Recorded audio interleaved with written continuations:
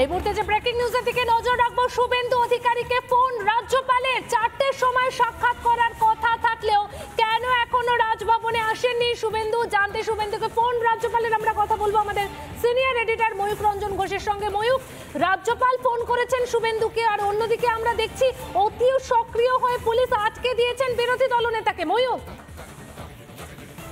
দেখো, এই মুহূর্তে একটি অদ্ভুত পরিস্থিতি। এখানে রাজ্যপাল নিজে অ্যাপয়েন্টমেন্ট দিয়েছেন এবং এটা আমরা কনফার্ম করেছি রাজভবন সূত্রে। আমরা জানতে পেরেছি বিকেল 4টের সময় রাজ্যপাল তিনি নিজে অ্যাপয়েন্টমেন্ট দিয়েছেন এবং শুধু শুভেন্দু অধিকারী নয়, শুভেন্দু অধিকারী নির্দিষ্টভাবে জানিয়েছিলেন যে ভোট পরবর্তী সন্ত্রাসে আক্রান্ত যে সমস্ত বিজেপি কর্মী আছে তারাও রাজভবনে আসবেন। এটা নতুন কিছু নয়। এর আগে আমরা দেখেছি প্রাক্তন রাজ্যপাল বর্তমানে উপরাষ্ট্রপতি দেশের জগদীপ ধনখড় তিনি নিজে যেভাবে একেবারে সামনের যে পোর্টিকো রাজভবনের, সেখানে ভোট পরবর্তী সন্ত্রাসের যারা আক্রান্ত রয়েছেন 2021 সালে তাদের সাথে দেখা করেছিলেন। ঠিক সেভাবেই 2024 সালে যারা আক্রান্ত রয়েছেন, যারা ঘর ছাড়া, তাদের সাথে শুভেন্দু অধিকারী রাজ্যপালের সাক্ষাৎ করবার জন্য যে অ্যাপয়েন্টমেন্ট নিয়েছিলেন 4টের সময়, এখন ঘড়ির কাঁটায় 4টে পেরিয়ে 5:30 বাজতে চললো, এখনো কেন শুভেন্দু অধিকারীরা আসেননি কৌতূহল প্রকাশ করে রাজ্যপাল জানতে চেয়েছেন। এবং আমরা সূত্র মোতাবেক যে খবর পাচ্ছি, শুভেন্দু অধিকারী জানিয়েছেন যে আমাকে আটকে দেওয়া হচ্ছে, আমাকে ঢুকতে দেওয়া হচ্ছে না।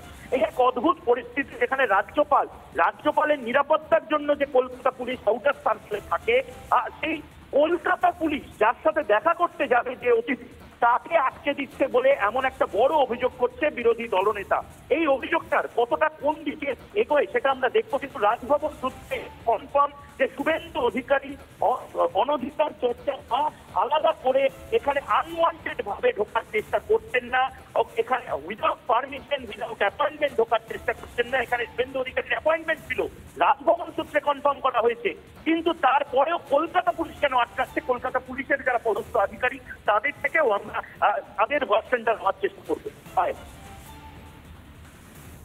ধন্যবাদ ময়ূক। আমরা কথা বলছিলাম সিনিয়র এডিটর ময়ূক রঞ্জন ঘোষের সঙ্গে। শুভেন্দু অধিকারীকে ফোন করলেন রাজ্যপাল সিভি আনন্দ বোস। 4টের সময় সাক্ষাৎ করার কথা থাকলেও কেন এখনো রাজভবনে আসেননি শুভেন্দু, জানতে বিরোধী দলনেতাকে ফোন। আর অন্যদিকে আমরা কি ছবি দেখছি যে পুলিশ অতি সক্রিয় হয়ে আটকে দিয়েছেন বিরোধী দলনেতাকে, যেখানে অনুমতি রয়েছে রাজভবনে প্রবেশের। এই বলা বাহুল্য যে আজকে রাজ্যপালের সঙ্গে কার্যত অ্যাপয়েন্টমেন্ট নেওয়া ছিল, সময় দিয়েছিলেন রাজ্যপাল সিভি আনন্দ বোস, এবং তারপরও পুলিশের তরফে তৎপরতা যেটা দেখা গেল তা নজিরবিহীন। 144 ধারার নাম করে এই মুহূর্তে সামগ্রিকভাবে রাজভবনের 3টি গেট, 3টি প্রবেশস্থল, যেটা নর্থ গেটের ক্ষেত্রে রয়েছে 3টি জায়গা মূলত পুলিশের তরফে ঘিরে ফেলা হয়েছে।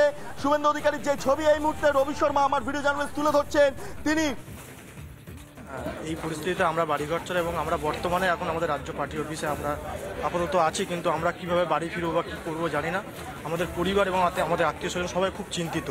শুধুমাত্র এই নয়, 4ঠা জুনের পর থেকে আমাদের সমগ্র ক্যানিং পশ্চিম বিধানসভা জুড়ে বোম পড়ছে, মানে সবসময় অনবরত বোম পড়ছে, গোলাগুলি চলছে। কোথাও আপনারা এসেছেন রাজভবনে দেখা করতে, রাজ্যপালের সঙ্গে দেখা করতে? একদম, রাজ্যপালের সঙ্গে আমরা দেখা করতে এবং রাজ্যপালকে আমাদের পরিস্থিতি জানার চেষ্টা করছি, আমাদের যে অসহায় অবস্থায় সেটা আমরা জানাতে চাইছি। কিন্তু এই মুহূর্তে এখানে দেখছি যে আপনারা দেখতেই পাচ্ছেন যে পুলিশ এখানে ব্যারিকেড করে দিয়েছে। এখানে কতজন এসেছেন আপনারা? আমরা এখানে যা আছি তার থেকে এখানে পুলিশটা বেশি মোতায়েন আছে। আজকে আমরা এখানে দেখতে পাচ্ছি, আমরা এখানে গুনতিতে যা এসেছি পুলিশ তার থেকে বেশি আছে। এইরকম প্রতিরোধ ব্যবস্থা আমরা আগে দেখিনি। আমরা শুধুমাত্র রাজ্যপালের সঙ্গে আমাদের পরিস্থিতি জানাতে চাইছি যে আমরা কি পরিস্থিতিতে আছি, আমরা কিভাবে ঘরে ফিরবো। রাজভবনে পিস রুম রয়েছে, কখনো পিস রুমে যোগাযোগ করা হয়েছিল বা রাজভবনে থাকারও ব্যবস্থা রয়েছে? পিস রুমে যোগাযোগ করলেও সেখান থেকে কোনো ফিডব্যাক পাচ্ছি না, সেই কারণে আমরা রাজভবনে এখানে দেখা করতেছি। আপনি কোথা থেকে আসছেন? আমি ডায়মন্ড বিষ্ণুপুর। কি হয়েছিল? গত ভোটেতে আমাকে নৃশংসভাবে 25 জন তৃণমূলের হারমাররা নৃশংসভাবে মেরে ফেলে দিয়েছিল এবং আমার বাড়ি ঘরদর ভাঙচুর করেছে। এখন কোথায় থাকছেন, কিভাবে থাকছেন? আমি হসপিটালে ভর্তি ছিলাম 5 দিনের পরে বাড়ি গিয়েছিলাম। ফের ওরা আমার বাড়িতে আমার বউকে বলেছে যে বিধবা করব, আমার ছেলেকে তাড়া করেছে। আমি আজকে রাজ্যপালের কাছে এসেছি আমাদের বক্তব্যটা জানানোর জন্য।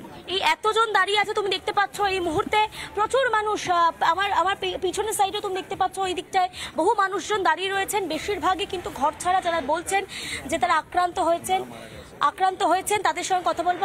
কি হয়েছে, কেন এসেছেন? এসেছি দেখুন, বিগত 1 তারিখে যে ভোট হয়েছিল তার 15 দিন আগে আমার মা মারা যায়। কেন মারা যায় না, এর আগে আমার বাড়িতে যেহেতু বিজেপি কার্যকর্তা আমি, 2021 সালে 2 মের পর থেকে আমার বাড়িতে 6বার অ্যাটাক হয়। বাইরে থেকে বহু কোথায় থাকেন আপনি? আমি থাকি ডায়মন্ড হারবার সাংগঠনিক জেলার বিষ্ণুপুর বিধানসভার পানাকু অঞ্চলে। এবারে ঘটনা হচ্ছে ওখানে আমার মা যেভাবে মারা যায়, মানে 2021 সাল 2 মের পর থেকে আমার বাড়িতে বারবার অ্যাটাক করা হয়। কি নিয়ে এসছেন হাতে? এখানে আছে, আমাদের কমপ্লেন আছে, কমপ্লেন কপি নিয়ে এসেছেন রাজভবনে দেওয়ার? রাজভবনে দেওয়ার। একটু দেখাবেন, একটু দেখাবেন। আমি দেখাচ্ছি অনেকেই আছেন যারা কমপ্লেন কপি নিয়ে এসছেন, অভিযোগপত্র নিয়ে এসছেন রাজভবনে জমা দেওয়ার জন্য। সেই অভিযোগপত্র হাতে নিয়ে অপেক্ষা করছেন। রাজভবনে তারা যেতে পারলে তারা কথা বলবেন। আমি আরো কয়েকজনের সঙ্গে দেখা করার কথা বলার চেষ্টা করব। আমি এই মুহূর্তে অনেকে দেখছি ব্যাগ নিয়ে এসেছেন, কেউ জামা কাপড় নিয়ে এসেছেন, তাদের সঙ্গে কথা বলার চেষ্টা করব। দাদা, কোত্থেকে আসছেন? ঘর ছাড়া? ঘর ছাড়া? ঘর ছাড়া আমি ঘর ছাড়া এখন হ্যাঁ, আসছি। কোথা থেকে আসছেন? দক্ষিণ 24 পরগনা থেকে। কি হয়েছিল? আমি বিজেপি করে বলে আমার ঘর দর ভাঙচুর করা হয়েছে। কি ব্যাগে কি আছে? ব্যাগে জল আছে, এখন জলে খাওয়া দাওয়া করি। কোথায় থাকছেন এখন? এখন আমি কখন বাসন্তী থাকি, ঘরে ক্যানিং এসে থাকি। রাজভবনে এসেছিলেন কি জন্য, কি জানাতে? এসছি, আমাদের মারধর করছে, ঘর ভেঙে দিয়েছি, এই জন্য এসছি। মাটির সব ঘর ভেঙে দিয়েছি, এই জন্য রাজভবনে এসছি আমরা জানাতে আমাদের অভিযোগ। আমি আরেকজনের কাছে যাব। কোথা থেকে আসছেন দিদি? উত্তর 24 পরগনা। উত্তর 24 পরগনা কোথায়? হাবড়া। কেন এসছেন? রাজভবনের সামনে দাঁড়িয়ে রয়েছেন, কি জন্য এসেছেন? আসছে এমনি, আমরা বিজেপি করি, অনেক অন্যায় অত্যাচার হচ্ছে আমাদের উপর। একদম দেখো, অনেকেই এসছেন, কেউ কমপ্লেন কপি হাতে নিয়ে এসছেন, কেউ আবার একেবারে বলা যেতে পারে চলে এসছেন এসে জানানোর জন্য, রাজভবনে জানানোর জন্য যে তারা ঘর ছাড়া, কারোর ঘর ভাঙচুর হয়েছে, কারোর উপর মারধর হয়েছে। একাধিক অভিযোগ নিয়ে তারা এসছেন। আরও কয়েকজন, আরও অনেকে আছেন, তাদের সঙ্গে আমি একটু কথা বলার চেষ্টা করবো। দাদা, কোথা থেকে আসছেন? মসজিদবাটি, বাসন্তী থানা। বাসন্তী। বেশিরভাগই আমরা যাদের সঙ্গে কথা বলছি, বেশিরভাগ বাসন্তী, ক্যানিং, দক্ষিণ 24 পরগনা কথা বলছি। ওইদিকেই চলছে শাসক দল টিএমসি প্রচুর কেন দক্ষিণ 24 পরগনা, ডায়মন্ড হারবার, বেশিরভাগ তারা বলছেন এই সব জায়গা থেকে আসছেন। কেন, কি ঘটছে ওখানে? হচ্ছে শাসক দল টিএমসি সরকার ক্যাডার বাহিনী আছে, এই সব জায়গায় তৈরি আছে। কি হয়েছে? আপনারা এখানে এসেছেন কেন?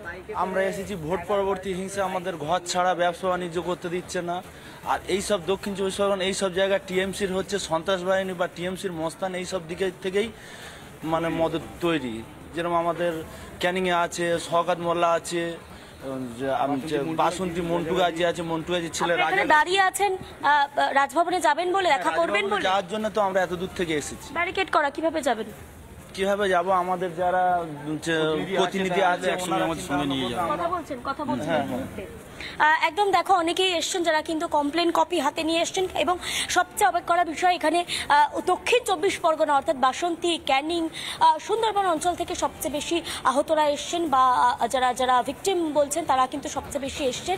এবং প্রচুর মানুষ যারা কিন্তু আমি দেখতে পাচ্ছি অনেকে দাঁড়িয়ে রয়েছেন রাস্তায়, অপেক্ষা করছেন, রাজভবনে দেখা করবেন, রাজ্যপালের সঙ্গে কথা বলবেন। এবং পিঙ্কি, অবশ্যই এইদিকে তুমি নজর রাখো, আবারও ফিরবো তোমার কাছে। তবে এখন সময় একটা বিরতির।